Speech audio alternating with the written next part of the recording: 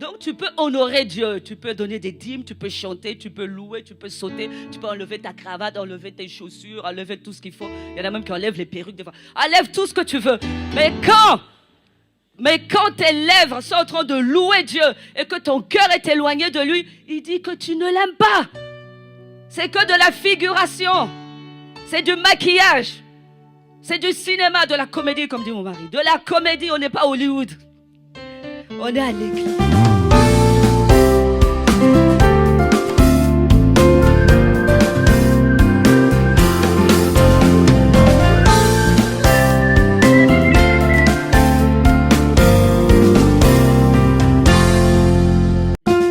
Et d'autres le feront par reconnaissance. Ils vont se dire, ben oui, Dieu m'a aimé, il a donné son fils unique pour moi, pour que je sois sauvé, il m'a sauvé de l'enfer et tout. Ben oui, donc en reconnaissance, je l'aime en retour. Ça, c'est encore une raison qu'on peut donner. Pourquoi je sers Dieu? Amen. Quand je demande, est-ce que tu aimes Dieu? C'est une des raisons. Et d'autres vont lever la main parce que sincèrement, ils aiment Dieu. Comme Dieu veut être aimé. Parce qu'il y a une manière d'aimer Dieu. On n'aime pas Dieu n'importe comment. Comme on a dit à la retraite, Dieu a un langage. Amen. En fait, en réalité, Dieu a plusieurs langages. Et Dieu a son langage d'amour. Il y a une manière dont Dieu veut qu'on l'aime. Amen. Exemple, comme j'aime bien prendre l'exemple des époux, des mari et femme. Alors, imaginez un mari qui offre des cadeaux à sa femme. Et pour lui, en fait, le fait d'offrir des cadeaux, c'est ça, prouver son amour pour elle. Mais la femme, elle, les femmes, vous serez d'accord avec moi, que le plus important, oui, j'aime les cadeaux, mais le plus important, c'est, est-ce que tu passes du temps avec moi? Est-ce que tu prends le temps de communiquer avec moi? Est-ce que tu prends le temps de me parler? Est-ce que tu prends du temps avec moi? Est-ce que tu prends le temps d'apprécier ma présence?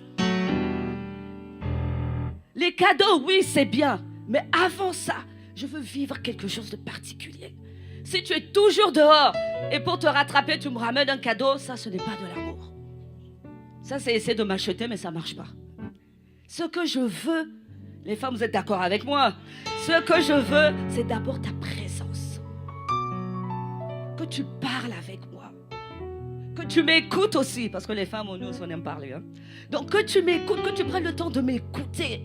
Que tu prennes le temps de savoir qu'est-ce que j'ai fait dans la journée. Il y a certains hommes qui n'aiment pas ça du tout. Ils sont là, ils disent, bon, allez, abrège. Vous vous reconnaissez, les hommes, hein? Donc, c'est ce langage d'amour que nous, les femmes, nous aimons. Prendre le temps avec nous. Que les maris prennent du temps. Même si tu as beaucoup de travail, même si tu es un PDG de la plus grosse société au monde, prends du temps avec moi. C'est comme ça que tu vas me prouver ton amour. Même si tu ne me ramènes pas de cadeau, c'est pas grave. Le plus grand cadeau, c'est ta présence à mes côtés. Amen. Amen. Et il en est de même pour Dieu. Dieu a une manière dont il veut qu'on l'aime. Il a un langage d'amour et nous devons comprendre ce langage d'amour. Et beaucoup ne comprennent pas ce langage. Beaucoup pensent qu'ils aiment Dieu, mais en fait, ils n'aiment pas Dieu. Ils pensent aimer Dieu, mais en fait, ces gens-là n'aiment pas Dieu. Amen. Et la Bible nous dit dans 1 Corinthiens 13, verset 1. Si je parle les langues des hommes et même celles des anges, mais que je n'ai pas l'amour, je suis un cuivre qui résonne ou une cymbale qui retentit. Ce qui veut dire que si je n'ai pas l'amour, si je ne donne pas au Seigneur le langage d'amour qu'il attend de moi, c'est que je suis une cymbale qui retentit. Je suis en train de faire un bruit inutile. Le Seigneur ne me voit pas, le Seigneur ne m'entend pas et le Seigneur ne me comprend pas. C'est pour cela que des fois, on voit que dans nos vies, les choses ne marchent pas. C'est parce qu'on ne comprend pas le langage de Dieu et on ne met pas le langage de Dieu en pratique. Mais aujourd'hui, par la grâce de Dieu, tu vas comprendre le langage de l'amour de Dieu. Amen. Et nous allons commencer à lire Jean 3, verset 16. Nous allons d'abord voir c'est quoi l'amour selon la Bible? Amen. La Bible nous parle d'amour. Et nous allons lire Jean 3, verset 16. Un verset que tout le monde connaît, je pense. Alors, car Dieu a tant aimé le monde qu'il a donné son Fils unique. Qu'il a donné son Fils unique afin que quiconque croit en lui ne périsse point, mais qu'il ait la vie éternelle. Et Jean 10, verset 11 nous dit, « Je suis le bon berger donne sa vie. » Quand nous lisons ces deux versets, il y a un verbe qui sort, le verbe donner. Le verbe, donc en réalité, selon la Bible, aimer, c'est donner. Amen. L'amour, selon la Bible, consiste à donner. Peu importe ce que l'autre est, peu importe ce que l'autre fait, peu importe ce que l'autre n'a pas fait. L'amour, c'est donner. Amen. L'amour, c'est donner. Et Romains 5, verset 8, ça c'est vraiment un verset que j'aime beaucoup. Romains 5, verset 8 nous dit, « Mais Dieu prouve son amour envers nous, en ce que lorsque nous étions encore des pécheurs, Christ est mort pour nous. » Beaucoup d'entre nous, nous aimons seulement lorsque la personne nous fait du bien. Quand la personne est sympathique, elle nous fait des cadeaux, elle nous fait des sourires. On dit, oui, j'aime bien cette personne. Oh, j'aime bien cette soeur, je pense qu'elle est bien, elle est bien, elle est bien. Elle est bien pourquoi? Parce qu'elle te fait du bien. Mais tu ne dois pas attendre que cette soeur te fasse du bien pour l'aimer. La Bible dit, aimer, c'est donner. Donc tu dois lui donner de l'amour, peu importe comment elle est envers toi.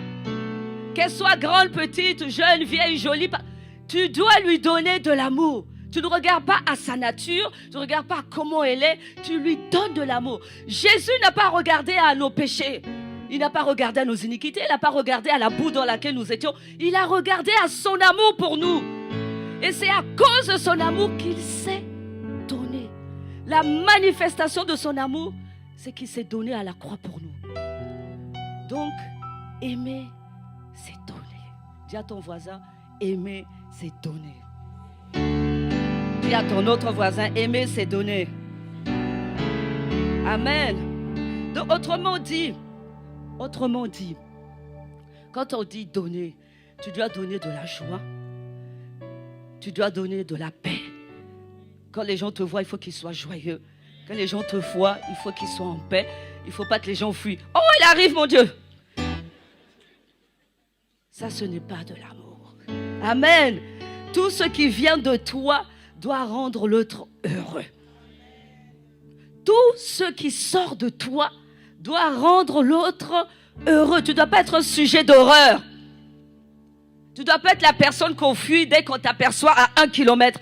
Au secours, elle arrive, fuyez! Tu ne dois pas être cette personne. Tu dois être une personne qui donne de la joie. De toi doit sortir la joie. De toi doit sortir quelque chose de bon. Amen. Et là, je suis sûre que quelqu'un est en train de me dire, mais franchement, je ne sais pas ce qu'elle raconte cette dame. Mais normalement, quand je regarde 1 Corinthiens 13, on me dit que l'amour pardonne, l'amour est ceci, l'amour est cela. Je suis d'accord avec vous. Donc, nous allons aller en profondeur. Dis à ton voisin, allons en profondeur. Donc, quand nous prenons, je vais prendre quelques versets. Quand on dit l'amour est patient, en réalité, ça veut dire quoi?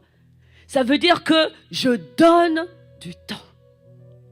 Quand je suis patiente, c'est que je donne du temps à la personne.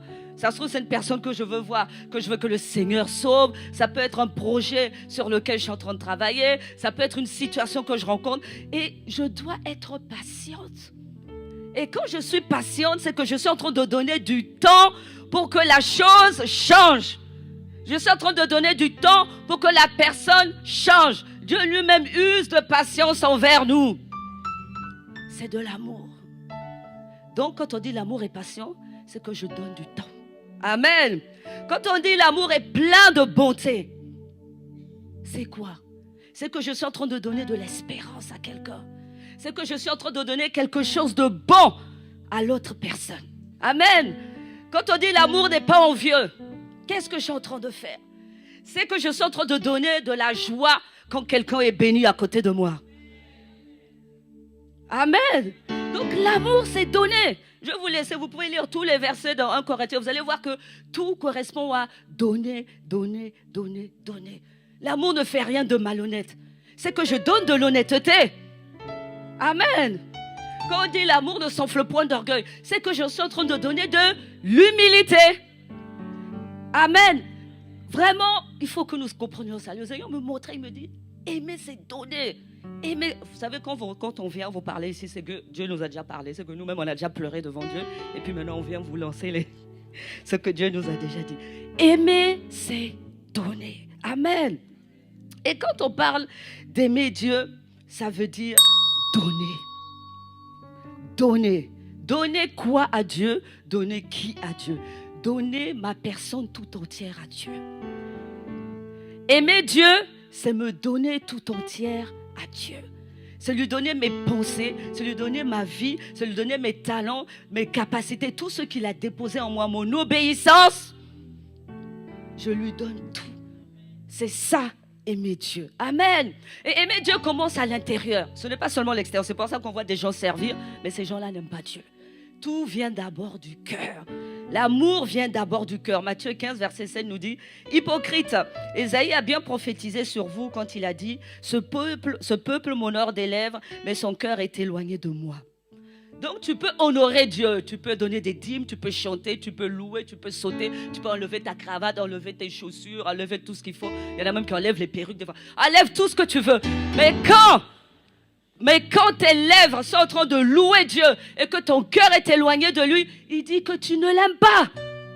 C'est que de la figuration. C'est du maquillage. C'est du cinéma, de la comédie, comme dit mon mari. De la comédie, on n'est pas à Hollywood. On est à l'église. Amen. Et donc, notre état intérieur va déterminer si vraiment nous aimons Dieu. Notre état intérieur va démontrer si nous aimons vraiment Dieu. Amen. Et nous allons aller en détail. Amen. Nous allons voir c'est quoi aimer réellement Dieu. Aimer Dieu, premier point, aimer Dieu, c'est nous donner entièrement à lui et garder sa parole. Jean 14, verset 23 nous dit, Jésus lui répondit, si quelqu'un m'aime, il gardera ma parole et mon Père l'aimera. Nous viendrons à lui et nous ferons notre demeure chez lui. Donner sa vie à Jésus, c'est ça. Aimer Dieu, c'est donner ma vie, c'est lui donner ma vie. C'est vivre pour sa joie. C'est respecter la parole de Dieu. C'est se soumettre à la parole de Dieu.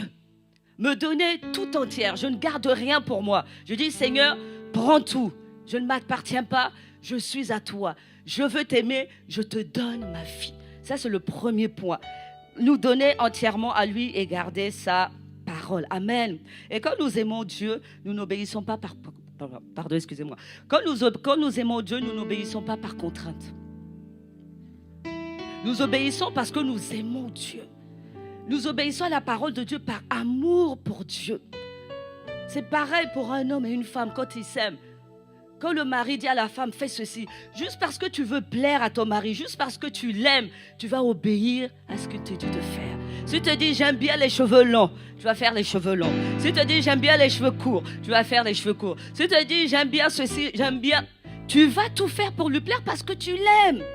Et c'est la même chose pour les hommes. Amen. Quand vous aimez votre femme, quand votre femme vous dit, moi j'aime bien quand tu as les cheveux rasés, tu vas te raser les cheveux. Moi j'aime bien quand tu tailles ta barbe, là c'est petit, là c'est grand, enfin comme ça. Tu vas le faire parce que tu aimes ta femme. Amen. Quand il te dit, moi j'aime bien que tu portes des costumes roses. Oui, le rose c'est ma couleur préférée. Alors je veux que tu portes des costumes roses.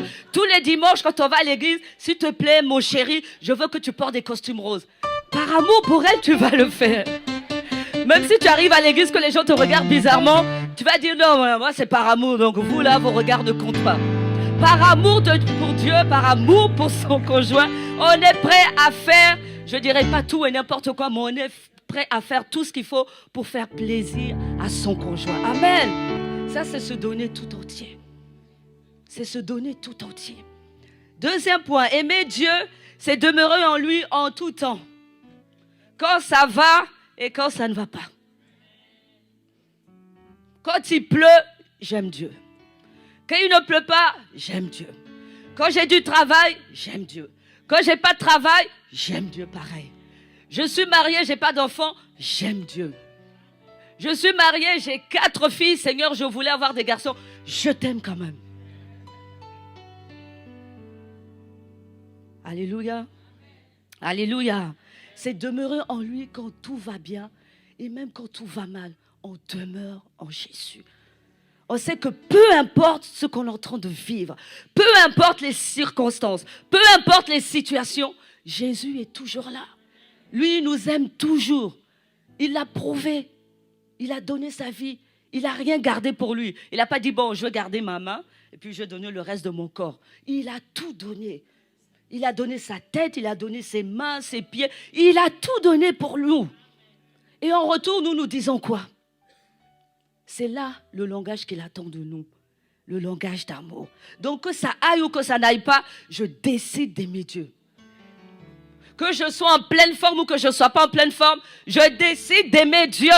Même si je vais dans une église où la tête de la femme du pasteur ne me revient pas, je décide d'aimer Dieu. Si le pasteur est trop court, je décide d'aimer Dieu. Il n'y a pas d'église parfaite. Tant que l'église sera formée par des hommes et des femmes que nous sommes, et tant que nous serons imparfaits, l'église ne sera jamais parfaite. Mais celui qui est parfait, c'est celui-là qui compte pour nous. Amen.